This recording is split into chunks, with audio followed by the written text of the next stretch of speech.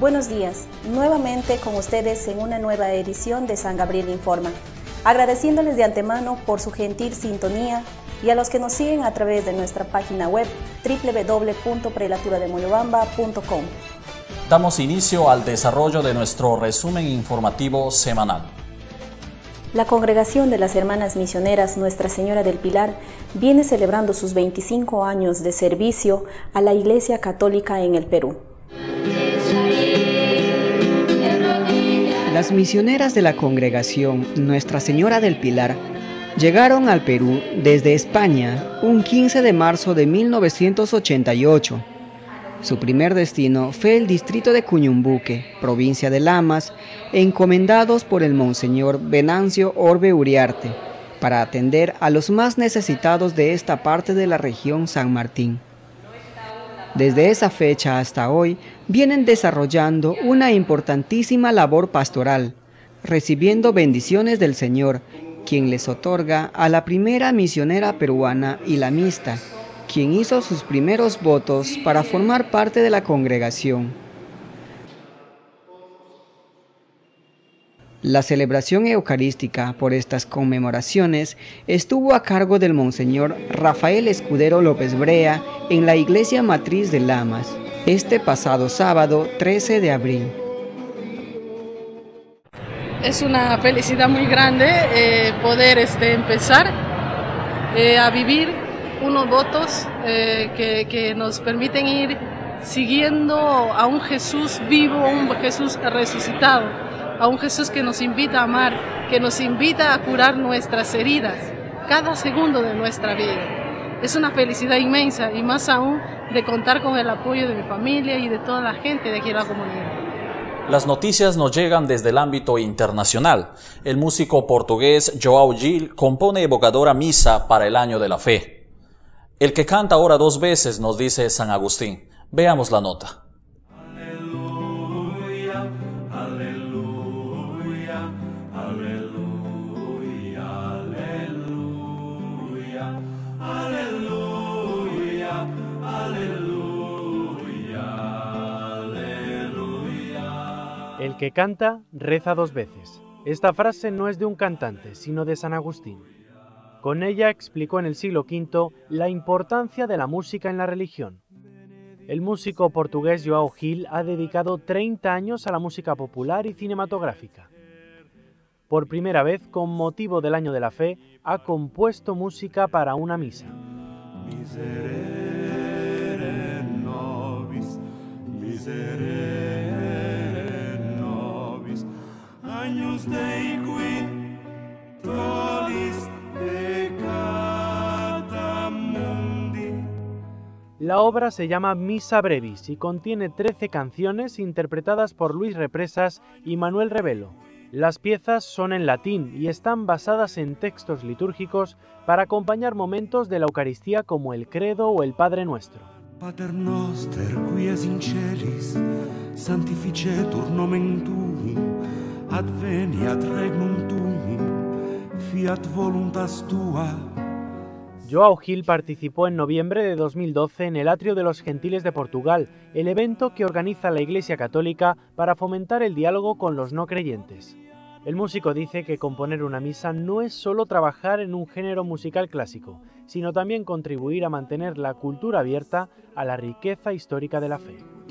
Et in Iesum Christum, Filium eius unicum, Dominum nostrum, qui conceptus et Spiritus Sanctus. El Papa Francisco dijo a la Comisión Bíblica que el centro de la fe no es un libro, es una persona, Jesucristo. El viernes el Papa Francisco se reunió con la Comisión Bíblica como conclusión de su asamblea plenaria anual. El arzobispo Gerhard Müller, presidente de la comisión, fue el encargado de recibir al Papa. Francisco habló sobre el papel fundamental de la Biblia y explicó que la palabra de Dios precede a la Biblia e incluso la supera.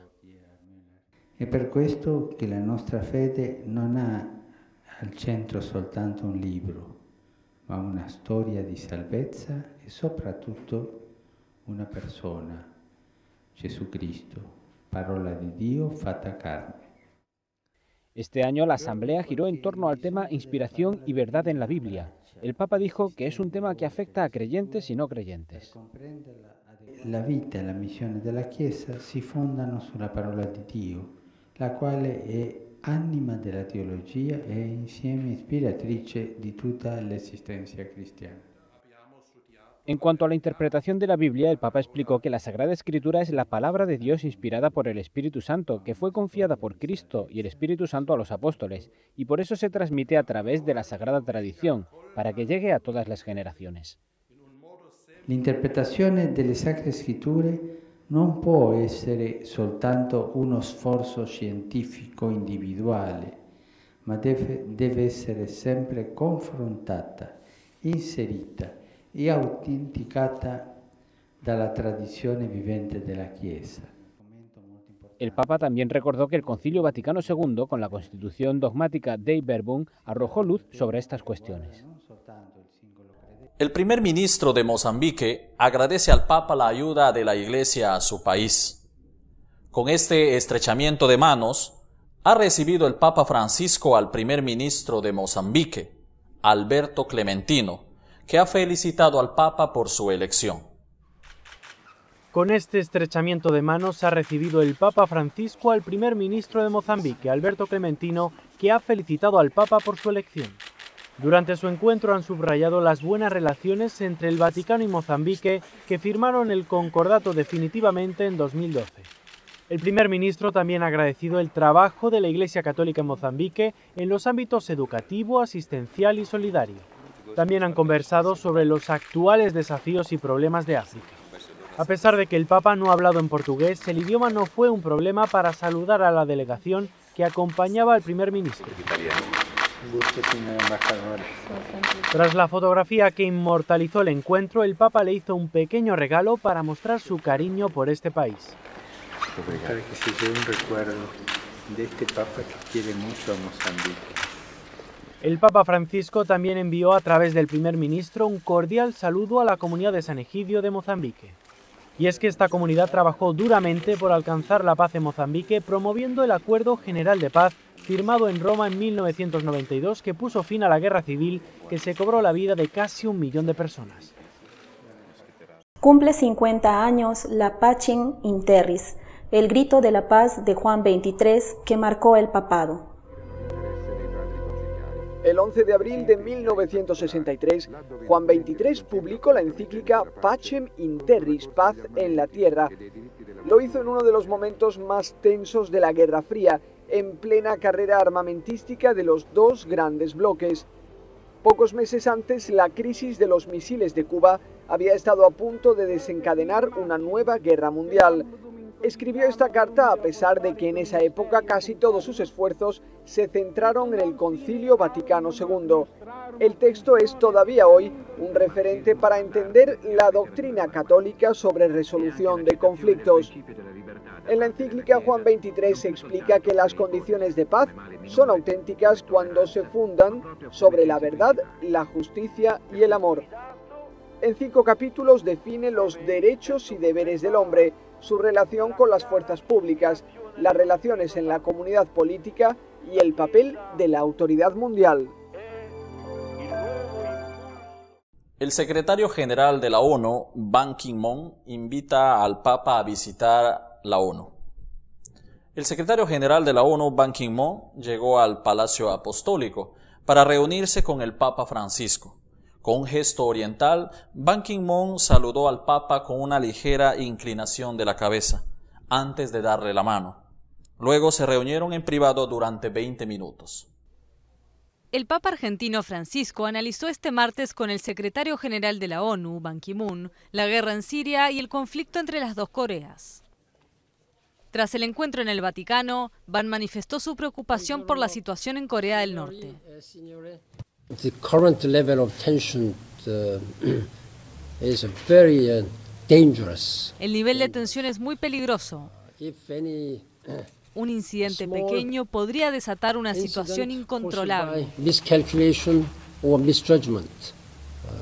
It may create the uncontrollable situation. La conversación entre el dirigente de la ONU y el Papa latinoamericano duró cerca de 20 minutos. Ban dijo luego a la prensa que el pontífice es, según sus palabras, un hombre de paz y una voz para los que no tienen voz, y lo invitó a visitar la sede de Naciones Unidas en Nueva York. Cáritas destinó 1.280 millones de euros en proyectos para Haití y Sudán. El informe financiero de Caritas Internationalis de 2011 muestra un desembolso de 2.100 millones en ayuda humanitaria entre 2010 y 2011, un 2% menos que en los 2 años anteriores. De ese dinero, al menos 1.280 millones se utilizaron en programas internacionales, sobre todo en Haití y Sudán. El dinero restante fue invertido en programas nacionales para la erradicación de la pobreza. Caritas Internationalis se financia con donaciones privadas de gobiernos y de organizaciones internacionales. Su principal responsable destaca que comienzan a recaudar fondos cuando la prensa se hace eco de una emergencia humanitaria. Las emergencias son en muchas ocasiones una gran oportunidad para recaudar fondos que serán de gran ayuda para que las personas afectadas salgan de una crisis humanitaria. Pero también son terribles las emergencias escondidas y las olvidadas. Demasiadas emergencias han sido olvidadas. Nadie se preocupa ya de ellas. Es muy difícil recaudar fondos para afrontarlas.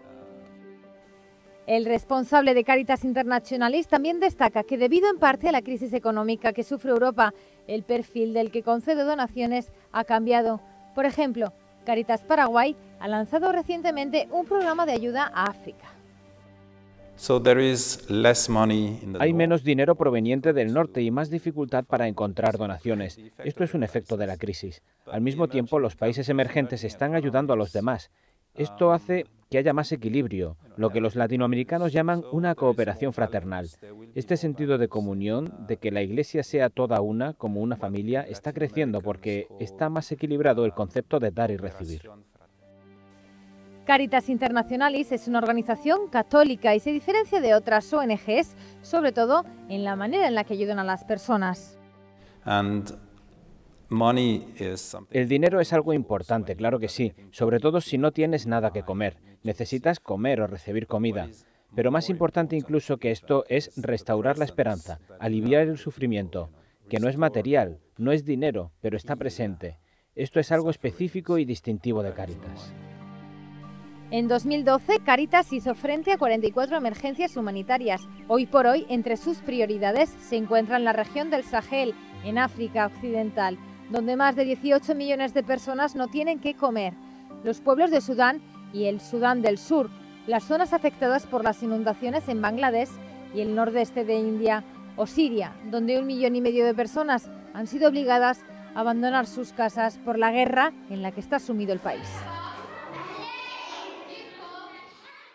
Esperando que el programa haya sido de su completo agrado y deseándoles muchas bendiciones en sus quehaceres diarios, nos despedimos de ustedes hasta una próxima edición. Juan Carlos Romero, Caicita del Águila. Hasta la próxima.